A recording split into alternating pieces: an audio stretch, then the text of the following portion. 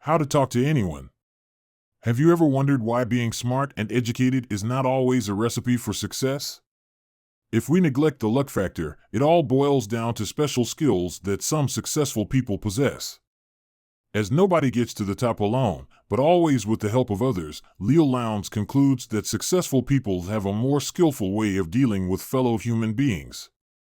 After exploring the common traits of successful people, she wrote How to Talk to Anyone, where she discovers which communication tricks help them get what they want.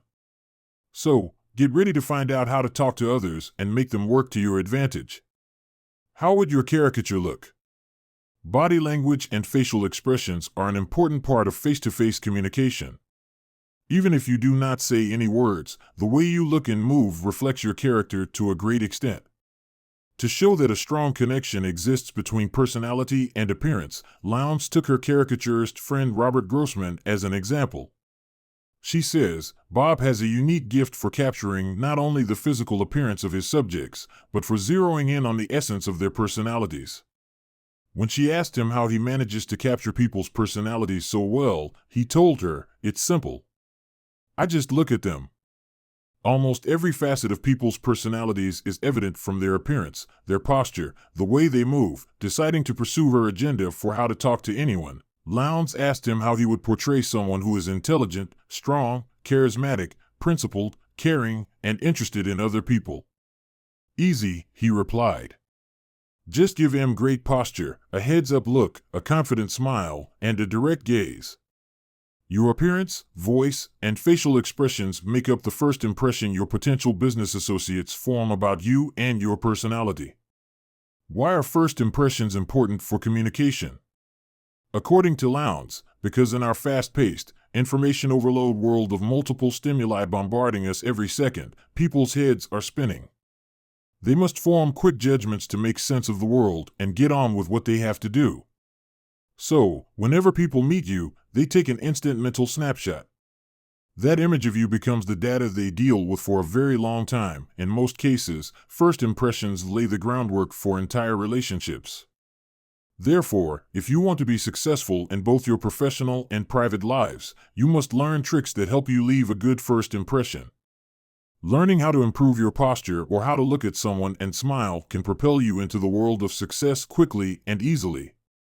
The sticky eyes and the slow smile. In 1936, American writer and lecturer Dale Carnegie published a popular book, How to Win Friends and Influence People, in which he writes about fundamental techniques for handling people and making them like you more. In this book, Carnegie emphasized how smiling affects other people in positive ways. However, Lowndes believes pieces of advice offered in this book need to be updated. In today's world, it is not enough to smile, you must first learn how to make your smile magically different. Researchers who study smiles have detected several types of them: cold and warm smiles, real and fake smiles. Big winners know their smile is one of their most powerful weapons, so they've fine-tuned it for maximum impact, Lowndes says. How can you fine-tune your smile and turn it into an asset when speaking with others? When negotiating with potential clients, your goal should be to smile slowly. Rather than smiling immediately at someone, postpone your smile by looking at them for a second. Then, let a big, warm smile flood your face and overflow into your eyes. This gesture will make them believe your smile is sincere and personalized for them. Your smile cannot be complete without a direct gaze at the person you are talking to. Western cultures perceive exaggerated eye contact to be advantageous. It increases the feelings of respect and fondness. Also, maintaining eye contact makes you look intelligent. Lowndes advises readers to pretend your eyes are glued to your conversation partner with sticky warm taffy. Nevertheless, consider the gender of the person you are directing your gaze at. Yale researchers have found that increased eye contact affects men and women differently. When two men discuss personal matters, constant eye contact can make another person feel threatened. You can use the sticky eye technique both in your professional and private life. There is a reason why anthropologists describe eyes as the initial organ of romance. Men often stick their eyes to women to make them fall in love with them. Matching the mood of a listener with small talk. Once you improve smiling and the sticky eyes technique, you can start working on mastering small talk, since it can also help make a good first impression. Even though this type of talk is informal and covers general topics, the majority of people find small talk troublesome and feel uncomfortable with it.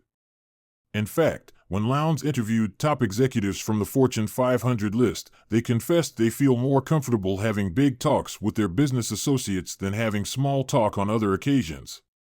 The reason people dread small talk is that they feel pressure to come across as witty and insightful. Luckily, learning techniques to master it does not involve preparing jokes or potential topics to discuss. Lowndes believes these are irrelevant. You see, small talk is not about facts or words. It's about music, about melody. Small talk is about putting people at ease. The main goal when you make small talk should be to match the mood and tone of voice of your listener. For example, imagine you are in an elevator with a few people. The elevator is slow, so you want to break the long silence with small talk. You say, The elevator seems a little flaky. To continue to talk by matching your lethargic mood, another person in the elevator should say something like, Yes, it is slow, isn't it?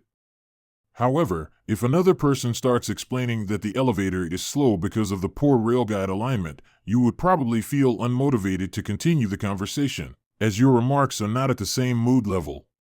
So fear not, because most of your listeners' impression has nothing to do with the words you are actually saying. Of course, this does not mean you can say whatever comes to your mind. Avoid starting small talk by complaining or saying something rude. Have a positive demeanor, be empathetic, and speak with passion.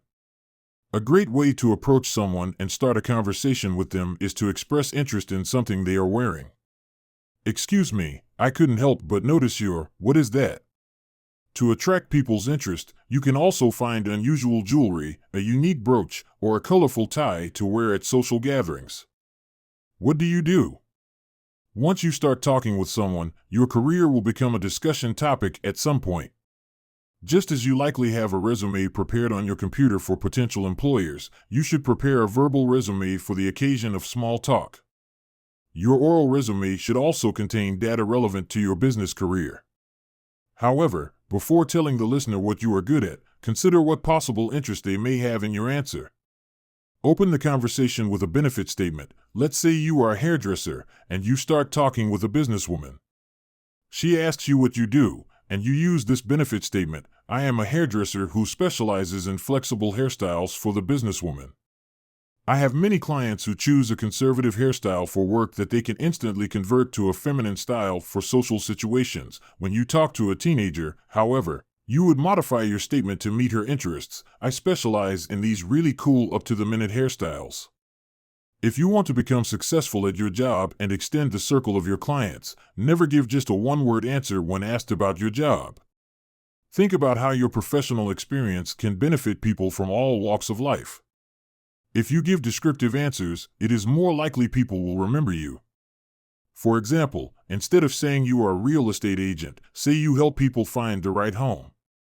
If you are a financial planner, say you help people plan their financial future. A martial arts instructor should say he helps people defend themselves by teaching martial arts. These types of verbal resumes can increase your chance of success in your personal life as well. When meeting a potential friend or loved one, present your life in a way that will appeal to them. Again, consider an answer that will interest the person you are speaking to. Learn how to ask for favors. You have learned so far that one of the secrets to success is to present yourself to others in a favorable light. So how can other people help you on your journey? Actually, the better question is, how can you make them want to do favors for you? Imagine you are interested in becoming a real estate agent. With the help of your cousin, you get a contact from a person working at a large real estate firm who is willing to help you. Do not call that person immediately after getting their contact information. According to Lowndes, you should wait for at least 24 hours before calling. That way, you allow the person granting the favor time to savor the pleasure of agreeing to it before having to pay up. Otherwise, you might create a negative first impression. The person granting the favor might think you are insensitive to their time. Once you reach a person that will help you, do not be embarrassed to ask for a favor. Be straightforward and say how important it is for you and reveal how the other person benefits by doing you the favor. You will come across as forthright while allowing others to feel the joy of helping you. If you do not immediately uncover your true intentions, you might come across as a sly fox.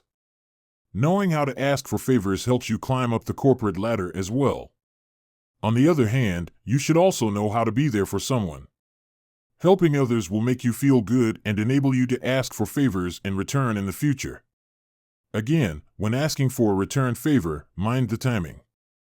Calling the person you helped to ask for a return favor after only a few days is not a good idea, as it gives off the impression that you did them the favor just to benefit yourself. Lowndes says, allow the favor asker the pleasurable myth that you joyfully did the favor with no thought of what you're going to get in return. They know that's not true. You know that's not true. But only little losers make it obvious. Final notes. The lost art of verbal communication may be revitalized by Leil Lowndes, writes Harvey Mackay about how to talk to anyone. The advancements of modern technology have made us favor technology-based communication, as it is fast and available to us all the time. By teaching us numerous communication tricks that significantly improve our chances of success, Lowndes indirectly reminds us how powerful face-to-face interaction can be. That is the real value of this book.